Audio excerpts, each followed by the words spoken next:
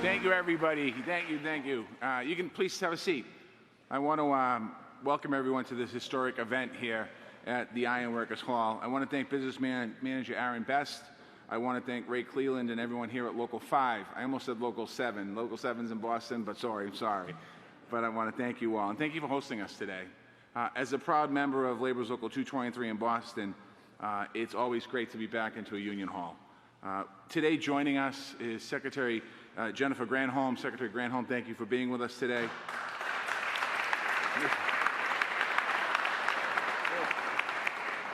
Deputy Defense Secretary Kathleen Hicks, thank you for being with us today. We have a couple members of Congress and also local elected officials. I want to thank you for being with us today. And of course, the President of the United States of America, President Biden, and Vice President Harris, thank you for being with us today.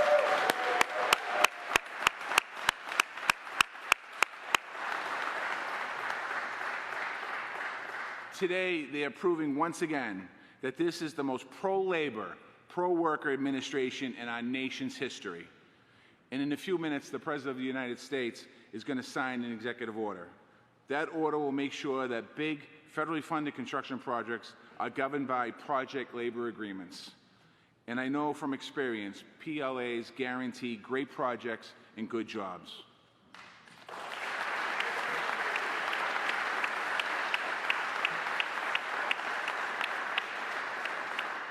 When I led the building trades in Boston, I had the honor of negotiating project labor agreements for 35,000 workers. And when I was mayor of Boston, I saw those project labor agreements bring opportunity, equity, and resiliency to our city. PLAs are powerful tools. They protect taxpayers' investments, bringing projects in on time and on budget. They guarantee high-quality results built by the most highly skilled workers in the country, union workers.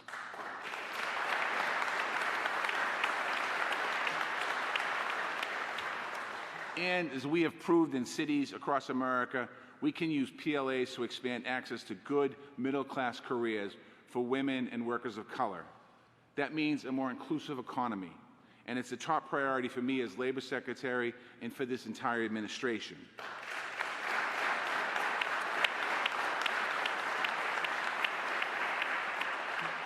The bottom line, quite honestly, is between this executive order and the bipartisan infrastructure law, the President has provided us all with the opportunity to create millions of good-paying jobs, union jobs, and construction projects built with federal dollars. And this is a historic win for working people all across this country. Now, I have the honor, the incredible honor, of turning this podium over to a champion of working people all across this country. She is fighting every single day for the rights of workers to be able to join a union, to be paid what they deserve, and get the care and the health care and the family care that their families need. Sisters and brothers, please join me in welcoming the Vice President of the United States of America, Kamala Harris.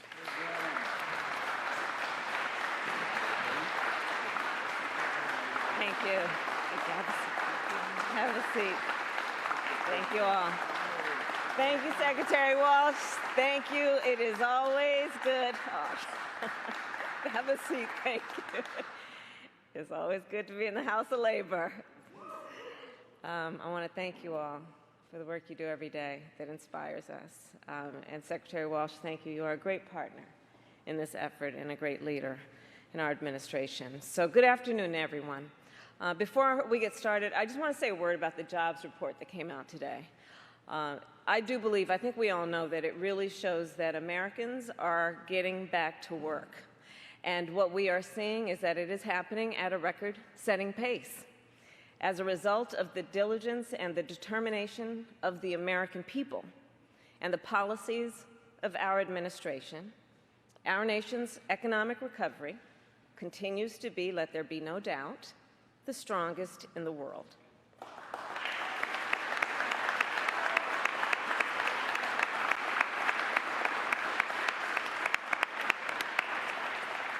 And again, I want to thank Marty Walsh for his introduction and the work you do every day. So it is good to be back also in Prince George's County.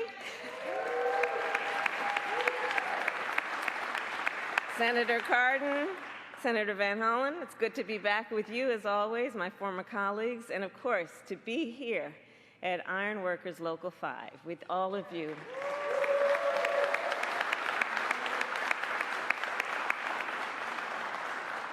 And I know we're all waiting to hear in a moment from one of the greatest friends of union labor workers, President Joe Biden. So I just have a few comments to make. All of the workers gathered here know that our administration will always stand in solidarity with you and with organized labor. It comes from our heart, it comes from our soul. We are unequivocal and clear about the importance of that relationship, not only to us and our administration, but to our country and the working men and women of America. Because we know union workers built our nation.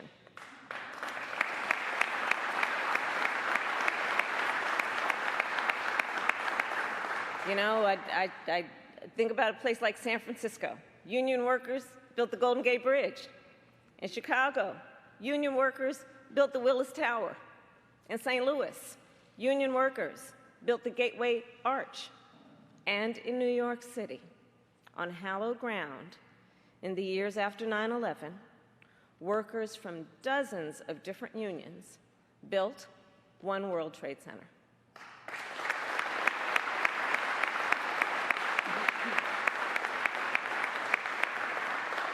And so the point there being, when our nation needs something to be built right, and those things that, by the way, are recognized throughout the world as the epitome of carpentry, of building, of what we do in terms of the skills that those workers apply, we receive worldwide recognition. So when the United States needs something to be built right, we turn to union workers. And the reason for that is also clear. Union workers are committed workers, productive workers, efficient workers, skilled workers. They are well-trained and well-prepared to get the big jobs done and to do them right, not to mention on time and on budget.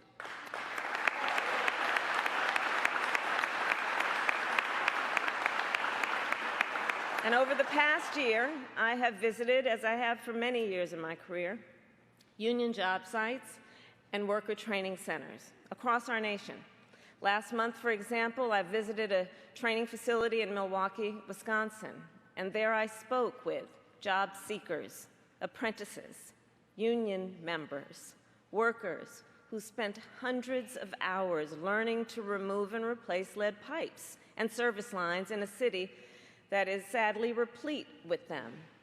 And the officials there, they told me, by the time these union workers finish their training, they are the best in the business.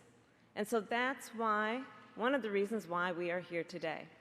The President and I made a promise that our administration will do everything we can to build a better future for all, that we will build stronger communities, a more skilled and productive workforce, and a more prosperous nation. As he will soon outline, we take another important step forward today to fulfill that promise.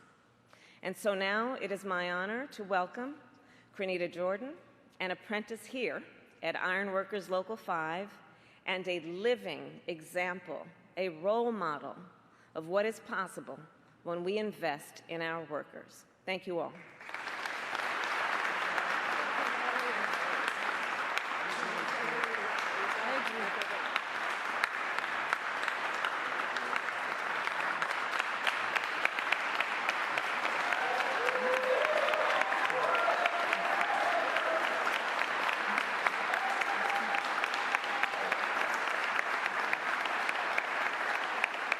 Thank you, everybody.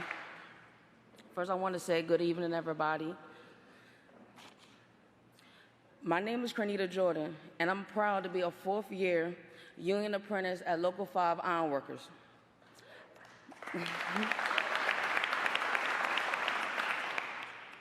I'm a first-generation iron worker in my family. My mother is a nurse at the University of Maryland Capital Regional Medical Center here in Largo, Maryland.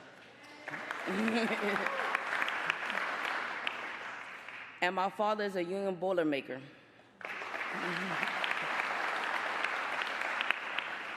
When I started construction, my employer didn't take me seriously because I was a young woman and stuck me in a truck all day. Luckily, an iron worker saw me looking miserable and recommended I apply to this apprenticeship. I did. And before I knew it, I was at the National Iron Worker Pre-Apprenticeship Program for Women in California. Our labor and management partnership paid the travel, accommodations, food costs for all women across the country to help jumpstart our career in the trades. After 3 years of intensive training, I came home and started my apprenticeship in Local 5.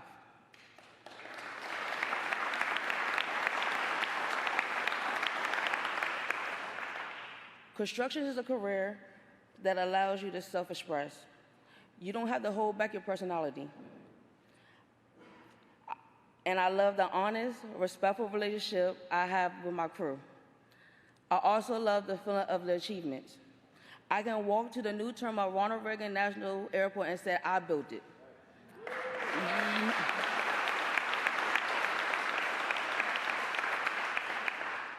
I can point to the shimmering glass windows at DC Wharf and say, I put those in.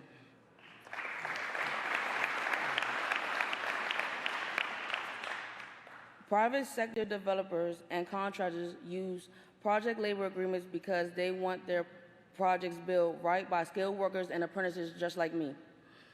That's the goal of the executive order that the President will sign here today, to make sure the federal construction projects are completed safely, on time, and under budget. I know companies like Google, Microsoft, Toyota, and others use PLAs for their construction projects, and now the federal government would do the same. Project labor agreement also have a great record for diversity, helping bring in people like me who've been historically pushed out from the construction industry. This order will help our countries build back better with opportunities for all Americans of every race and gender.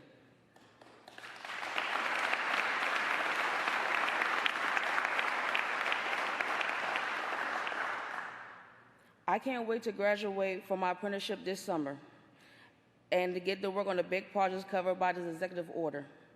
But first, it's my honor to introduce the man who's going to sign it. He's a lifelong friend of workers like me who believe our best days are still ahead of us. He signed a bipartisan infrastructure law to make this happen. He wants to see women and minorities working on the front lines of these projects and not stuck in the action of not stuck watching the actions from inside the truck. With that, it's my privilege to introduce you President Joe Biden.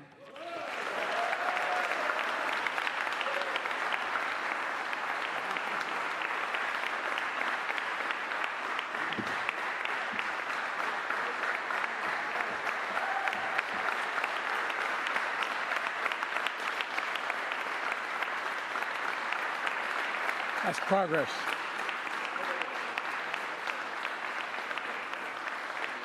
You know, folks, thank you. Thank you. Before I begin my somewhat formal remarks, walking in here today and seeing you guys sitting on that beam, first local ever to endorse me was a guy named Tommy Schrank in Ellesmere, Delaware, local iron workers, and asked me to come out to a site. It took me up on an elevator outside, and there's 4 of them crazy sons of guns like y'all sitting having their lunch on a beam, I guess about 12 stories above the ground. You're nuts. Thank God you are. I tell you what, you gotta not only have some brains, but you gotta be coordinated to be an iron worker, man. And I was told that I said, you know, they've done a cutout of number 46, the presidency. I'm the 46th president. And I'm thinking, well, maybe I can take it home. That's solid steel, man. And you guys did that on your time. Well, thank you very much. I'm not going to try to take it home. Well, look, folks, it really is, it's an honor to be here, for real. And I want to thank your soon-to-be new, full-blown, full-bore ironworker. Marty's already trying to get her to Boston, but that's another thing I got to warn you about. But folks, look, it's an honor to be here with Vice President Harris and with Labor Secretary Marty Walsh, a proud member and former president of Labor's local union 223 up in Boston, and our Secretary of Energy, Jennifer Granholm. Got a few things we're going to build, and I want to thank the Maryland delegation, Ben Cardin, who's been a friend for a long time, and Chris Van Hollen, who's a really close friend and outstanding congressman, Anthony Brown, and other elected officials that are here. Look, all of whom fight for working people in Maryland and every other state, because if it happens here, it happens around the world, it happens around the country. It's been an honor to be with the iron workers of Local 5, and we talk about building a future that's made in America. We're talking about you. And this time we're going to get it really correct. You know, one of the press persons said to me, and I can't remember who, about 3 months ago, that I don't know if it's factual or not, but he said, you've used the word union as president more than any other president in American history. Well, let me tell you. I'm not sure that's true, but I tell you what, I promised you you'd have a union president, and I am, because you're the best. Now, we talk about whether, you know, Wall Street built America. They're good folks in Wall Street. They're not bad folks. They're good people all over the country. I'll tell you who built America, the middle class. And the people who built the middle class are organized labor, unions did. That's not hyperbole. That's a fact. That's a straight fact. And the executive order I'm going to sign today is going to help ensure that we build a better America, we build it right, and we build it on time, and we build it cheaper than it would have been otherwise. You know, the executive order is making sure that federal construction projects get completed on time and under budget, saving taxpayers money, clearing construction zones quickly, and ensuring that everything the federal government signs to contract to build is built to last. You guys really genuinely are the best in the world. That's not hyperbole, it's a fact. To do that, we're using a tool that iron workers here know very well, called project labor agreements. I know you all know it, but folks who may be watching this may not fully understand it. Simply put, these agreements that contractors, subcontractors, and unions put in place before a construction site gets underway, before the construction begins. They ensure that major projects are handled by well-trained, well-prepared, highly skilled workers. And they ward off problems. They resolve disputes ahead of time, ensuring safer work sites, avoiding disruptions and work stoppages that can cause expensive delays down the line. And that makes a big difference for the American taxpayer, because when big construction projects are completed efficiently and with the highest degree of professionalism, it's good for the American taxpayer. That's not hyperbole, that's a fact. We don't talk about it, though. We don't talk about how y'all save the American taxpayers money. It's good for families who live in those communities all across the country, where federal construction projects are being built as I speak. And it means that modernization of your local waterways will get done sooner, won't cost twice as much as expected. And when the next storm comes, the power will more likely stay on and homes and businesses will be better protected from flooding. It means new air traffic control towers at the local airports will be up and running more quickly, so flights are safer at the airports and more efficient. It means new housing will be built on our military bases will be of the highest quality, which these service members deserve.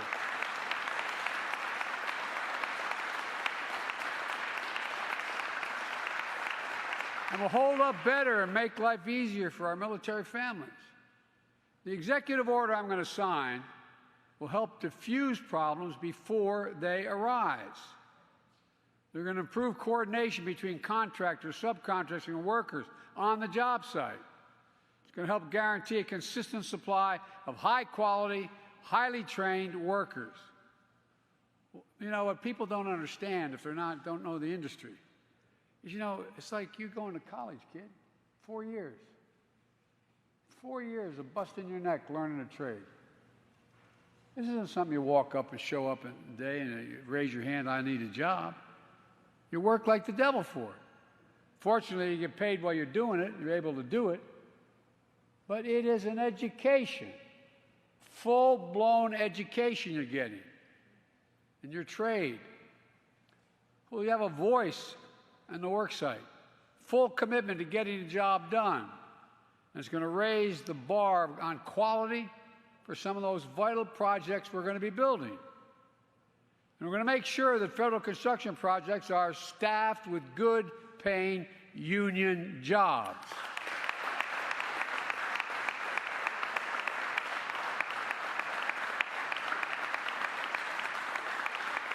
One of you actually came up to me today and said, Joe, you said you were going to do that, and you're doing it.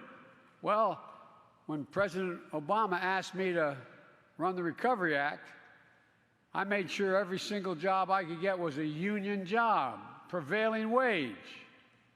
Because I've noticed when folks are getting paid a decent wage, everybody in the community does better. Everything looks better. They're jobs you can raise a family on. Or as my dad would say, they're jobs you can put your head in the pillow at night and just have a little breathing room, a little security, a little breathing room. Jobs that can't be outsourced. That's good for nearly 200,000 workers on federal construction contracts right now. It's good for everybody. I don't want to get going because I have to keep you here too long, because you know all what I've said, and you know what I've done, and you know what we're doing, and you know what I know what you're doing. But let me close with this. A week ago, I went to Pittsburgh to tour a former steel mill. It's now a cutting-edge manufacturing research and development hub. Right before I left for the trip, I got word that a bridge collapsed. You saw it on television. It looked as bad in person as it did at the time. The bridge had been rated in poor condition, like I might add over 3,000 bridges in Pennsylvania, 45,000 across the nation. It's been rated that way for the last 10 years. When I got there, folks told me something close to a miracle had occurred. Because of a snowstorm that morning, school openings were late and commutes were delayed. So when that bridge collapsed, and it was well over 100 feet off the almost, I don't know the exact, but probably from down to the creek where it went over and the ravine, probably a couple hundred feet.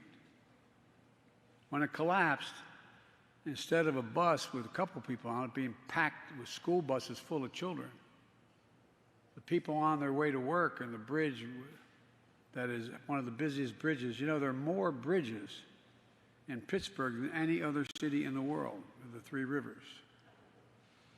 The bridge was empty, relatively empty. Fortunately, no one was killed. But for a snowstorm, just imagine the challenges we face and the opportunities to build a better America and extend far beyond roads and bridges now that we can know we have to do. We passed that infrastructure bill. But it's not just that. Across the country right now, there are countless buildings, ports, airports, power stations, and other federal construction projects that need to be modernized and built for the future. We can't count on miracles like happened out in Pittsburgh, prevent tragedies that are waiting in plain sight. But we can count on what America's always counted on, the American worker, the hardest working, best trained workers in the world. American workers who've given just half a chance have never, ever, ever, ever, ever let their country down and gotten the job done. That's what this day is all about, in my view. Getting the job done for the American taxpayers. Getting the job done right the first time. You know, folks, there's a law that's existed for a long time, but there's too many exceptions like this one had. And that is that Buy American. As President of the United States, I award contracts, and I'm now making it the case, and we're working, it's one of the reasons those jobs are up, is unless the product I'm purchasing for the American people was made in America and all of its component parts were made in America, we ain't buying it. We're just simply not buying it. And what's going to happen here, not a joke, it's a fact. It's not a violation of any international laws either. What we're talking about here, with three exceptions I won't bore you with, and they're highly unusual, with three exceptions, every single project that we're talking about that's paid for with federal dollars and it's a federal project, it's going to be union jobs, every single one of them.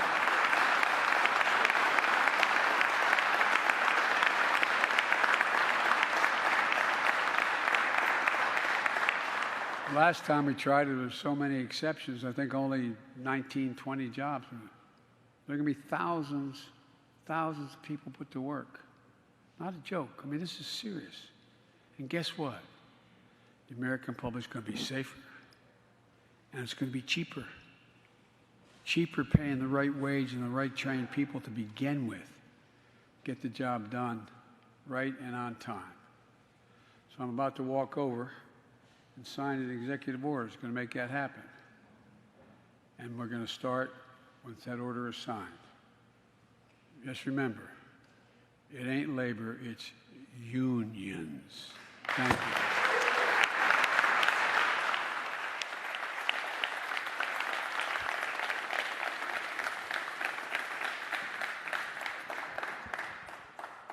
Now, usually you have a pen to give out to everybody around you, but we didn't have enough pens to bring with us.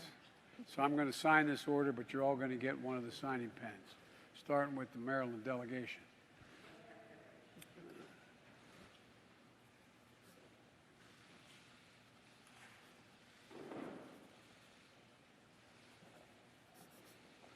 There you go.